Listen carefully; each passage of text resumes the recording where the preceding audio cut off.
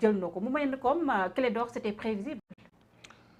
Oui, c'était prévisible, mais man, honnêtement, j'ai été très surpris. Ah bon? Parce que je connais l'homme.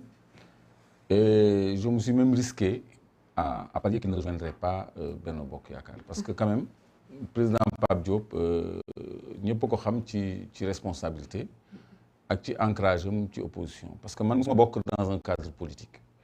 Le premier cadre politique qui m'a participé, c'était le Front de résistance nationale. Et ce que j'ai indi, c'est les deux mots, front et résistance. Donc, parti politique, nous sommes regroupés au siège de Bokk Gis Gis. Parce qu'il y avait des subjectivités.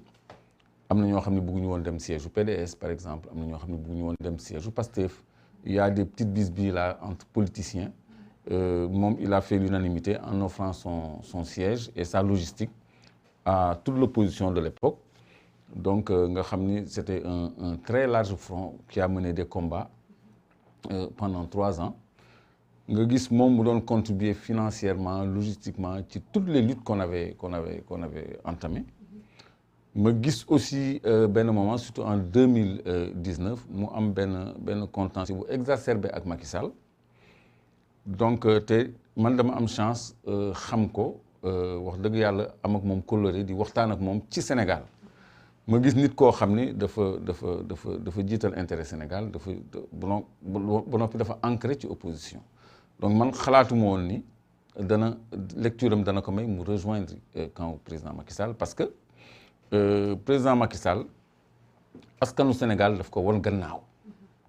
Donc ku am lecture politique boobu doo dem ci camp au président Macky Sall parce que résultat élection yi li mu wone mooy le peuple a tourné le dos à ce régime-là. ak nuñ ko mënti tuddee askan bi won na régime Macky Sall gannaaw parce que musuloo gis avant les indépendances ba léegi Sénégal élection législative boo xam ne opposition am na presque la moitié ou la majorité des sièges parce que fi mu nekk nii ça se joue sur un mouchoir hein.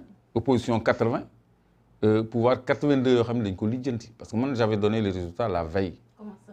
La veille sur un plateau de télévision Walfadjri notamment j'avais annoncé que 82 la ñuy jox nu mu tudd ci Benno Bokk Yaakaar 56 Yewwi et 24 Wallu.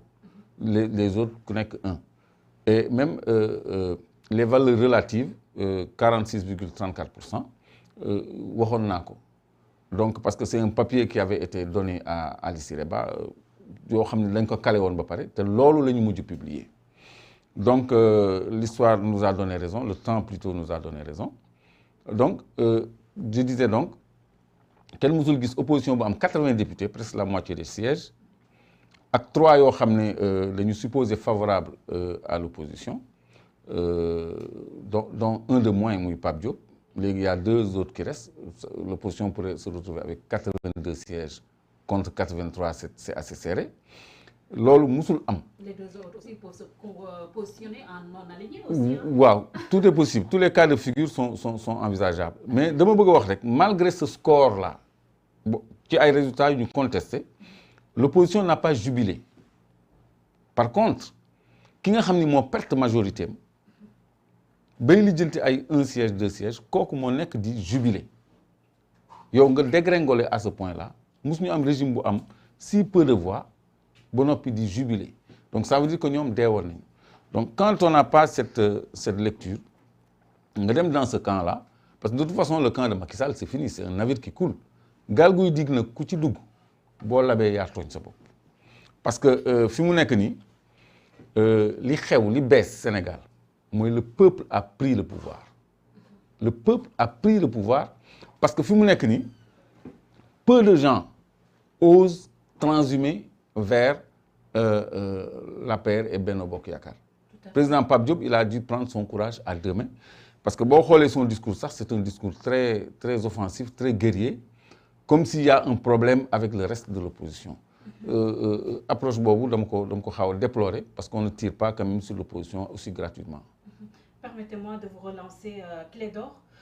Gis nga ko lu mu argumenté di wax wane lu tax mu choisir dem ci président de la République Macky Sall. Il parle de cohabitation bi nga xam ne mën na constituer li nga xam ne moo nekk facteur blocage suñu ay institutions. te bu ñu xoolee aussi relation bi nga xam ne c'est assez heurté nga xam ne l'opposition qui se dit radicale moom la am ak ki nga xam ne moo nekk le président de la République Macky Sall.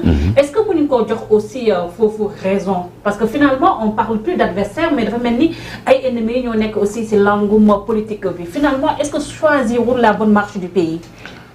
C'est malheureux parce que loolu c'est un argumentaire. C'est un argumentaire parce que quand même Sénégal on est très évolué sur le plan démocratique. boo xoolee vote bi amoon c'était un vote très technique parce que c'était une intercoalition.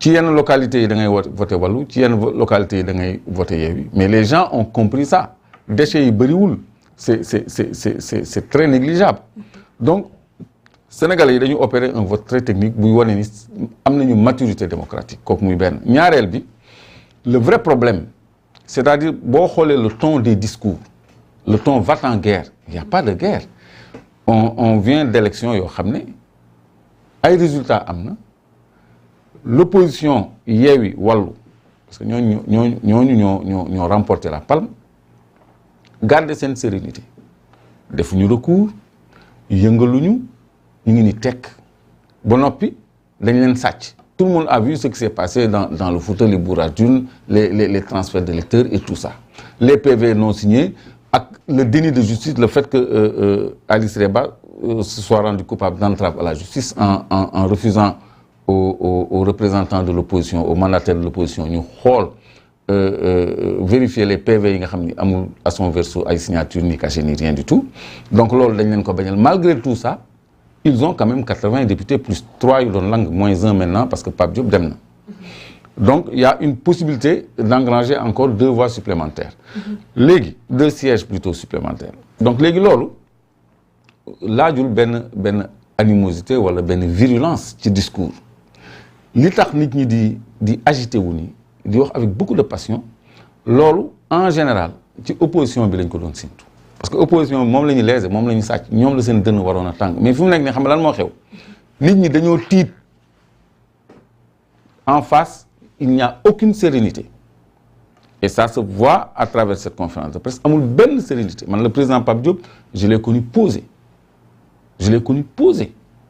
mais tey je l'ai vu très agité et très va-t-en-guerre contre une opposition boo xam ne je crois que bu jotewul ak moom grand chose. Est-ce que aussi voilà mënuñoo wax aussi lu fi xewoon ci campagne bi. li fi xewoon ci campagne bi. Ousmane Sonko wax ne que carrément que c'est Macky Sall qui les a créés tey jii Ousmane Sonko. Non pas qu'il les a créés. Il travaille pour Macky Sall. Waaw c'est une façon de parler. Mais c'est différent que opposition.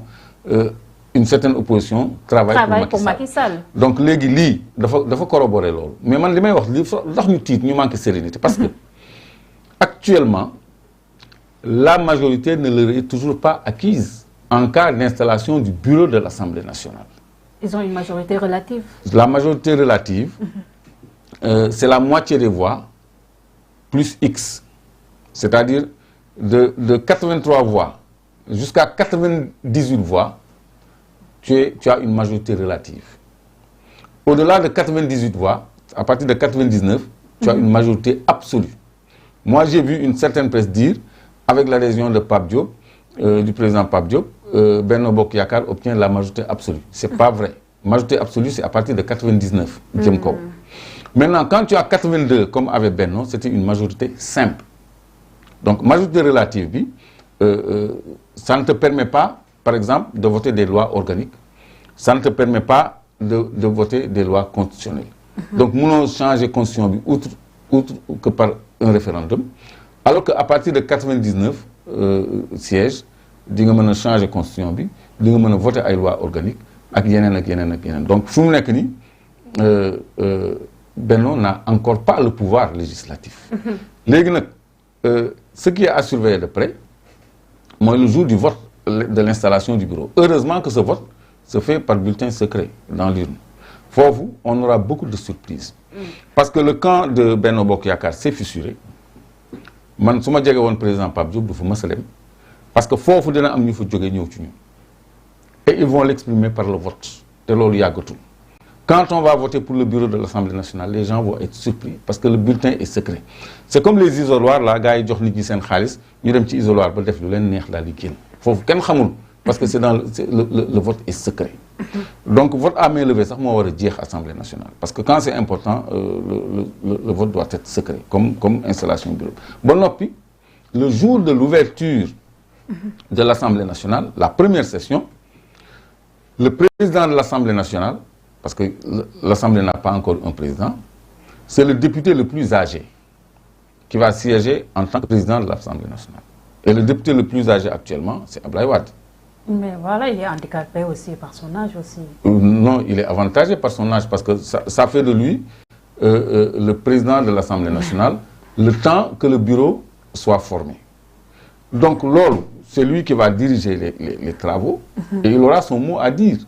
Maintenant, ci perspective boobu on doit s'attendre à beaucoup de surprises parce que ñoom li ñu ragal mooy opposition bi am majorité réelle à l'Assemblée nationale nga xam ne dinañu mën a par exemple mettre sur pied dama koy fàttali tout le temps xam nga haute cour de justice c'est l'institution qui juge le président de la République et les ministres. Assemblée nationale moo koy taxawal.